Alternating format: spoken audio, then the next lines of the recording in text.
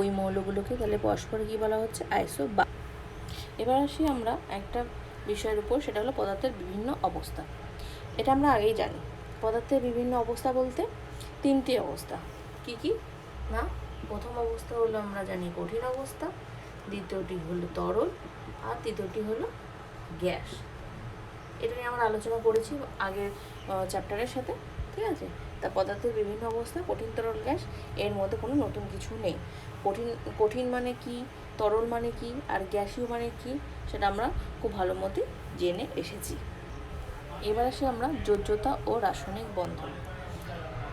এইটার মধ্যে প্রথমেই আসবো আমরা আয়নীয় যৌগের কিছু ধারণা। আয়নীয় যৌগটা কি? আয়নীয়, ঠিক আছে? আয়নীয় যৌগ। আয়নীয় যৌগ মানে কিছু চার্জড অণু আছে। চার্জড মানে মানে হয় পজিটিভ নয়তো নেগেটিভ কিছু আয়ন এর মধ্যে রয়েছে। আয়নীয় যৌগের মধ্যে যে দুটি হয়তো কোনো একটার মধ্যে প্লাস চার্জে রয়েছে, কোনো একটা মাইনাস চার্জ রয়েছে, সেই সব যৌগগুলোকে বলা হয় আয়নীয় যৌগ। প্রথমে আমরা সোডিয়াম ক্লোরাইড বা নুন নিয়ে আলোচনা করি। তোমরা বাড়িতে সবসময় দেখে এসছো নুন কেমন দেখতে, যদি একটা কোনো পাত্রের মধ্যে দেওয়া হয় খুব ছোটো ছোটো ছোটো ছোটো ছোটো ছোটো ছোটো দানা। হ্যাঁ, হাত দিলে বোঝা যাচ্ছে, দূর থেকে এমনিতে দেখা যাচ্ছে হয়তো সাদা পাউডার, কিন্তু হাত দিলে দেখা যাচ্ছে খুব ছোটো ছোটো ছোটো ছোটো ছোটো দানা। এইবার সেই একটা দানাকে যদি খুব বড় একটা পরীক্ষাগারে বা মাইক্রোস্কোপ দিয়ে যদি দেখা হয়, তখন দেখা যাবে ওই নুনের ওই একটা কণার বেশ ভালো একটা অনেকটা ঘনকের মতন দেখতে একটা দানা, ঠিক আছে? একটা দানা হলো দেখা যাবে ঘনকের মতন, ঠিক আছে? হ্যাঁ, এরকম এই এক একটা কণার এরকম যে একটা আকার, সেটাকে বলা হয় ক্রিস্টাল, ঠিক আছে, বা কেলাস, ঠিক আছে? এই জ্যামিতিক আকৃতি, হ্যাঁ, এই দানাটার যে জ্যামিতিক আকৃতিটি, সেটাকে আমরা বলি হলো কেলাস বা ক্রিস্টাল। কি হয়, নুন কীভাবে তৈরি হয়? পরীক্ষাগারে নুন তৈরি করা যায় কিভাবে না, সোডিয়ামের সঙ্গে ক্লোরিন গ্যাস। নুন এটার সংকেতটা কি? NaCl, ঠিক আছে? এবার NaClটা কিভাবে পরীক্ষাগারে যুক্ত হচ্ছে নাকি সোডিয়ামের সঙ্গে, মানে ধাতব সোডিয়ামের সাথে যদি ক্লোরিন গ্যাসের বিক্রিয়া ঘটাতে পারা যায়, সেটা NaCl তৈরি করবে, ঠিক আছে? ধাতব সোডিয়ামের সাথে ক্লোরিন গ্যাস বিক্রিয়া করে কি করছে না, কঠিন আকৃতি, নুন কিন্তু কঠিনই হয়, NaCl তৈরি করছে। এটা হলো নুন, ঠিক আছে? বিজ্ঞানীরা পরীক্ষা করে দেখেছেন যে প্রায় 800 ডিগ্রি টেম্পারেচার নুনকে গলিয়ে তরল করে ফেলা যায়। নুনের তাহলে গলনাঙ্ক কত হলো? 800 ডিগ্রি সেলসিয়াস। এবার ওই তরল নুনের মধ্যে দিয়ে বিদ্যুৎও পাঠানো সম্ভব হয়, বুঝলে? যখন ওই গলে যাচ্ছে নুন, সেটার মধ্যে বিদ্যুৎও পাঠানো যায়। কিন্তু বিদ্যুৎ পাঠানো যাচ্ছে কেন, সেটাই একটা বিষয়। ব্যাপারটা হলো, ধাতুর মতন অত ভালো পরিবাহী না হলেও গলে যাওয়া নুনের মধ্যে দিয়ে বেশ ভালো মতো বিদ্যুৎ যেতে পারে। কোনো কিছুর মধ্যে দিয়ে বিদ্যুৎ যেতে হলে কোনো না কোনো আধানযুক্ত কণা লাগবেই, তাই না? আমরা জানি ইলেকট্রনের মধ্যে দিয়ে যে ইলেকট্রন তাহলে কী চার্জ? Minus charge. সেই চার্জের মধ্যে দিয়ে ইলেকট্রনগুলো কারেন্টগুলো যায়। তাহলে কোনো না কোনো আধানযুক্ত কণাকে যেতেই হবে। যেমন ধরো ধাতুর মধ্যে যদি বিদ্যুৎ যাওয়ার মধ্যে ইলেকট্রন চলাচল, তাহলে কি গলে যাওয়া সোডিয়াম ক্লোরাইডের মধ্যে দিয়ে বিদ্যুৎ চলাচল ইলেকট্রনের মাধ্যমে ঘটে? এর মধ্যে কি ইলেকট্রনের মাধ্যমে বিদ্যুৎ চলাচল করছে? না, ইলেকট্রন চলাচল নয়। এটার মধ্যে কি হয় না, কি স্থির তড়িৎ বল আর আধানের ধারণা অংশে কিন্তু তোমরা এটা জেনে এসছো যে পরমাণু ইলেকট্রন নিলে বা ছেড়ে দিলে কি হয়। ইলেকট্রন যদি নিয়ে নেয় বা ইলেকট্রন যদি ছেড়ে দেয়, তাহলে সেই ধারণাটা আগে আমরা করি। ইলেকট্রন যদি কোনো একটা এই সোডিয়ামের ক্ষেত্রে আমরা ধারণা ধরে নিই, সোডিয়ামের সর্ববহিস্থ কক্ষপথে আছে হলো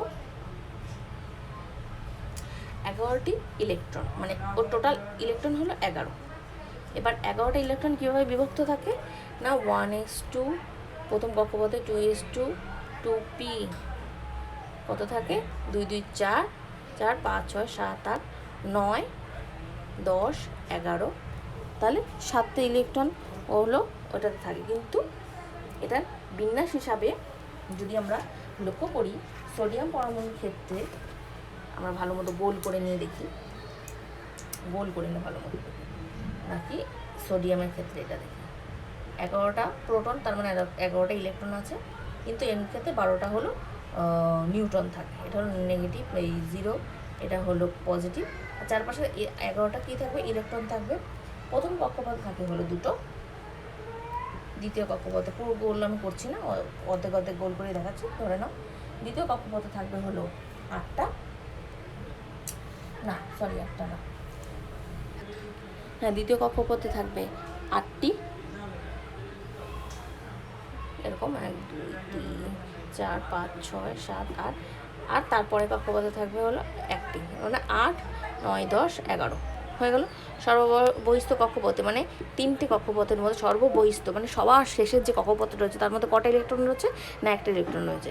সোডিয়ামের থেকে যদি 1টি ইলেকট্রন বেরিয়ে যায় তাহলে কী হবে বলো তো, তাহলে আর এটা তো পুরোটাই ফাঁকা রয়েছে, শুধু একটাই ইলেকট্রন রয়েছে, তার মানে এটা চলে গেল। তার মানে এই যে এখানটা যে ইলেকট্রন বিন্যাসটা পেলাম সেটা কি থাকলো, এখানে 2টো, এখানে 8টা, এই 2টো আর 8টা মিলে যে গঠনটা আমরা পাই সেটা হলো একটা নিষ্ক্রিয় মৌলের গঠনের সমান। নিষ্ক্রিয় মৌল কেন হয়, নিষ্ক্রিয় মৌলগুলো বলা হয় যেন ওইগুলো হলো সুস্থিত থাকে সবসময়। আমাদের যে আমরা যে অণু বা সোডিয়াম বা ক্যালসিয়াম যেগুলো নিয়ে আমরা আলোচনা করব, সেগুলোর ক্ষেত্রে কী হয়, সবসময় তারা হলো ইলেকট্রন ছেড়ে বা ইলেকট্রন নিয়ে তারা সুস্থিত ইলেকট্রন বিন্যাসটা করতে চাচ্ছে। তার ক্ষেত্রে কী হচ্ছে, এই যেমন সোডিয়ামের ক্ষেত্রে সর্ববহিস্থ কক্ষপথে 1টা রয়েছে, সেটা ছেড়ে দিয়ে সে তাহলে কী করছে না, প্রথম কক্ষপথে 2টি, আর তারপরে কক্ষপথে হলো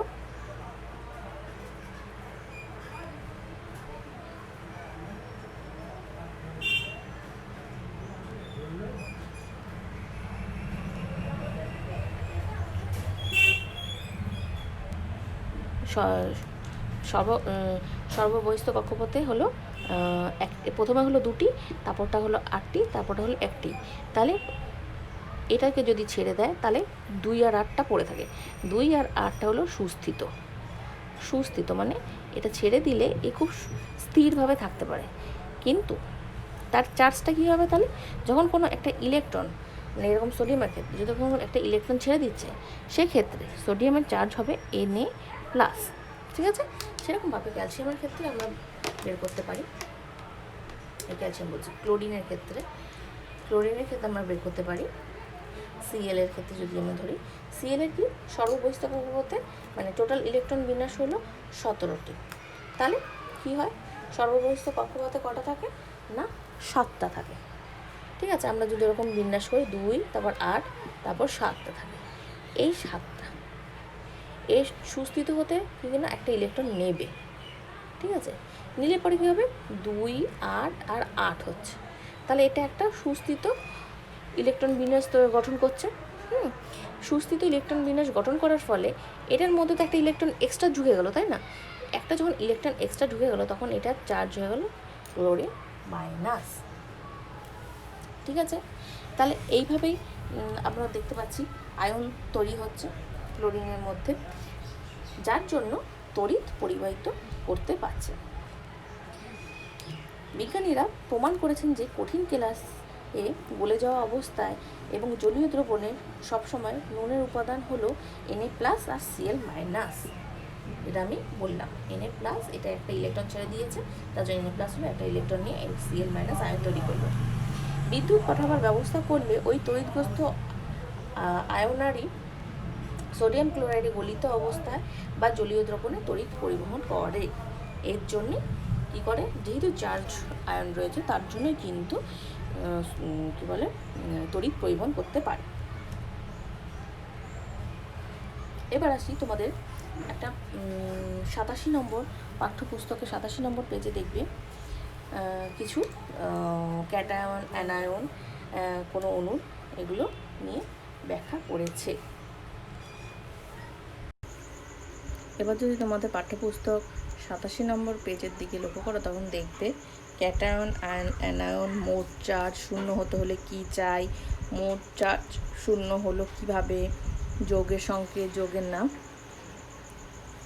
এভাবে বের করে দেখিয়েছে। প্রথমেরটা দেখো, Na+Cl-। ক্যাটায়ন কেন? যেহেতু পজিটিভ চার্জ Na তার সোডিয়ামের, তার জন্য হলো Na+। ক্লোরিনের Cl-। প্রত্যেক সোডিয়ামের জন্য একটি করে ক্লোরিন মাইনাস লাগে, তার জন্য কি চার্জ কি হচ্ছে, একটা সোডিয়ামের জন্য +1, ক্লোরিনের জন্য -1, টোটালটা 0 হয়ে যাচ্ছে। টোটালটা 0 হয়ে যাওয়ার পর মৌলটা তৈরি হচ্ছে NaCl, সোডিয়াম ক্লোরাইড। K+Fe- এর ক্ষেত্রে তাই প্রত্যেক K+-এর জন্য একটি, এখানে ড্যাশ দিয়েছে, এখানে হবে একটি Fe- আয়ন লাগে। এটা হলো +1 +-1, উপরটার মতন সেম। এখানে Kf, যৌগটার নাম হবে Kf সংকেত, আর পটাশিয়াম ক্লোরাইড। এরকমভাবে তোমরা এই চারটা করবে। তারপর দেখো তোমাদের পাঠ্যপুস্তকে একটি জিনিস দিয়েছে, সেটি হলো ধাতু যখন কম চার্জের আয়ন হয় তখন তার নামে পেছনে হয় আস, আর যদি বেশি চার্জ যুক্ত হয় তাহলে তার নামের পেছনে হবে ইক। যেমন মৌল F, কপার, তারপর হলো Hg, Sn, এসবের ক্ষেত্রে যদি Fe2+ হয়, আর Fe2+ হয় তাহলে ফেরাস, আর এটা যেহেতু কম চার্জ। Fe3+ এর ক্ষেত্রে ফেরিক হচ্ছে, যেহেতু চার্জ বেশি আছে। কপারের ক্ষেত্রে দেখো Cu+ যখন হচ্ছে তখন Cu+ হচ্ছে, আর Cu2+ যখন হচ্ছে কিউপ্রিক হচ্ছে। Hg2+ এর ক্ষেত্রেও মার্কিউরাস হচ্ছে, আর Hg2+ এর ক্ষেত্রে মার্কিউরিক হচ্ছে। Sn2+ এর ক্ষেত্রে স্ট্যানাস হচ্ছে, আর Sn4+ এর ক্ষেত্রে স্ট্যানিক হচ্ছে। ঠিক আছে, এরপরে দেখো এই যে চার্জ, এখানেও দেখো যৌগের নাম, ক্যাটায়ন, অ্যানায়ন এগুলো দিয়েছে। কি না, উপরে যে তোমরা ফেরাস ফেরিকগুলো পড়লে সেগুলো দিয়ে মৌলগুলো তৈরি করেছে। ঠিক আছে, ফেরাস ক্লোরাইডের ক্ষেত্রে কী হচ্ছে দেখো, Fe2+ এর সাথে Cl- বিক্রিয়া করছে। একটা ক্যাটায়ন Fe2+, আর হলো Cl-। মোট চার্জ Feর জন্য দুটো করে ক্লোরিন লাগছে, যার ফলে টোটালটা শূন্য হচ্ছে। ক্লোরিনের এক একটা চার্জের মান হলো -1, যেহেতু দুটি করে ক্লোরিন লাগছে তাহলে 2 × -1 = 0 হচ্ছে। আর আয়রনের জন্য তো +2 আছে, +2 + 2 × -1 = 0 হচ্ছে। সংকেতটা কী হচ্ছে, FeCl2। Fe3+ Cl- এর ক্ষেত্রে কী হচ্ছে, প্রত্যেক Fe3+ এর জন্য দুটি করে ক্লোরিন লাগছে। ঠিক আছে, সেটার ক্ষেত্রে সংকেত কী হচ্ছে, FeCl3, ফেরাস ক্লোরাইড। কিউপ্রাসের ক্ষেত্রে দিয়ে দিয়েছে, কিউপ্রিকের ক্ষেত্রে যেমন ফেরিক হলো, কিউপ্রিকের ক্ষেত্রেও সেরকম হবে। আর Hgর ক্ষেত্রে যেটা হবে সেটা হলো Hg2Cl2 সংকেত। ঠিক আছে, এগুলো তোমরা বাড়িতে চেষ্টা করবে। এবার দেখো মূলক সংকেত বলে একটা চার্ট দিয়েছে। মূলকের নাম হলো অ্যামোনিয়াম। অ্যামোনিয়ামের সংকেত কী হচ্ছে, NH4+, নাইট্রেটের NO3-। এগুলো জাস্ট তোমরা মুখস্থ করবে এখন। কার্বনেটের সংকেত কী হবে না, CO3 2-। সালফেটের কী হবে, SO4 2-। হাইড্রক্সাইডের ক্ষেত্রে হবে OH-। বাইকার্বনেটের ক্ষেত্রে HCO3-। ফসফেটের হলো PO4 3-। সালফাইডের হলো SO3 2-। আবার এইগুলোকে কাজে লাগিয়ে দেখো আবার যৌগগুলো তৈরি করার একটা চার্ট দিয়েছে। কি যৌগের নাম হলো ferrous sulphate, ammonium nitrate, calcium phosphate. এর মধ্যে দেখো এটি করে দেওয়া হয়নি, বাদ বাকিগুলোতে সব করে দেওয়া হয়েছে। এটির ক্ষেত্রে আমরা আলোচনা করি। অ্যালুমিনিয়ামে হলো Al3+, NO3-র ক্ষেত্রে হলো NO3-। প্রত্যেক অ্যালুমিনিয়াম C+-এর জন্য তিনটি NO3- আয়ন লাগে। এখানটা চার্জের যে বিন্যাসটা হবে সেটি হবে +3 +3 3 ইন্টু -1 ইজ ইকুয়াল টু 0। ঠিক আছে, এটার সংকেতটা হবে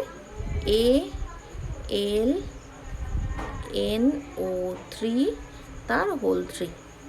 ঠিক আছে, এটা হলো সংকেত।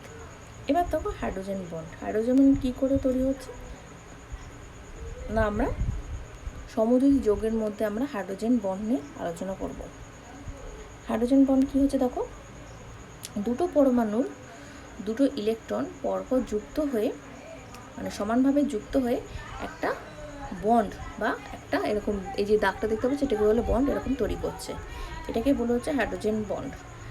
এই সমযোজী বন্ধন সমানভাবে, যেহেতু এটারও একটা ইলেকট্রন এটারও একটা ইলেকট্রন, দুটো সমানভাবে, এটাও পার্টিসিপেট যেমন সমানভাবে করছে এটাও পার্টিসিপেট সমানভাবে করছে, দুজন মিলে একটা বন্ড তৈরি করছে, যার জন্য এটাকে বলা হয় হাইড্রোজেন অণুর বন্ড। এবং এটা একটা হাইড্রোজেন অণু, একটা প্রোটন একটা ইলেকট্রন, একটা প্রোটন একটা ইলেকট্রন, দুটো যুক্ত হয়ে যে এরকম হচ্ছে আর হাইড্রোজেন বন্ডের ভাবে তৈরি হচ্ছে, দুটো হাইড্রোজেন মধ্যে একটা সেতুর মতন। ঠিক আছে, এবার দেখো তোমাদের এইগুলোর মধ্যে যোগের মধ্যে দিয়েছে। হ্যাঁ, জলের ক্ষেত্রে কী হচ্ছে, দুটো হাইড্রোজেন, হ্যাঁ একটা অক্সিজেন। হ্যাঁ, কিন্তু মৌলের যোজ্যতা অনুযায়ী কী হবে বলো তো, দুটো অক্সিজেন একটা হাইড্রোজেন। ঠিক আছে, এটা ক্রিস ক্রস হয়ে যায়। H2O কী হয় না, দুইটা এর কাছে চলে যায়, এর নিচে এক আছে, একটা এদিকে চলে আসে, তার জন্য দুটো অক্সিজেন আর একটা হাইড্রোজেন। কেন্দ্রীয় পরমাণু কি অক্সিজেন, হাইড্রোজেনটা হলো দুই দিক থেকে অ্যাটাক করে রয়েছে অক্সিজেনকে। এই যেখানে দেখতে পাচ্ছ এখানে কি হচ্ছে, অণুতে কটি সমযোজী বন্ধন রয়েছে, দুটো। অক্সিজেনে একটা ইলেকট্রনের সাথে এটার একটা ইলেকট্রনের সাথে একটা বন্ড, আবার এটার একটা ইলেকট্রনের সাথে এটা একটা বন্ড। হাইড্রোজেন সালফারের ক্ষেত্রেও সেম হবে। এখানে হলো সালফারটা হলো মেন কেন্দ্র, এদিকে H এদিকে H। ঠিক আছে, এরকমভাবে তোমরা সবকটা স্ট্রাকচার করবে, খুবই সহজ। এই নিয়ে আমাদের এই চ্যাপ্টারটা শেষ হলো। আশা করি তোমাদের ভালো লেগেছে।